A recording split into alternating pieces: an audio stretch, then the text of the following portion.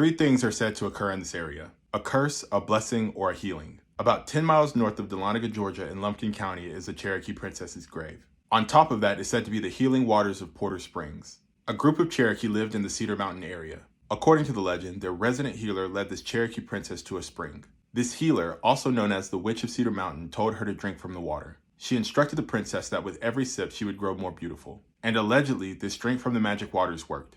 The stories of this princess's beauty spread far and wide. Suitors came around, which she denied, until one Cherokee warrior couldn't take no for an answer. He ended up taking her far away from Cedar Mountain. Her beauty eventually began to fade and her despair deepened. Her last request before she passed away was to be buried by her home, and that passers-by would place a stone on her grave for good luck. Those seeking good fortune turned her grave into what is now known as Stone Pile Gap. It's also said that those who took stones from her grave would be cursed, enacting the wrath of the Witch of Cedar Mountain. The potential evidence of this curse is when the Georgia Department of Transportation tried to move her grave twice. Both occasions ended up in fatal accidents. Some saying it's coincidence and others saying it's recompense. Porter Springs, just 3/4 of a mile away, was rediscovered and once again considered to have healing properties. A resort was built and heavily traveled to up into the early 1900s when it eventually burned down. But that never stopped curious travelers from coming to see if the legends of Stone Pile Gap and Porter Springs were true.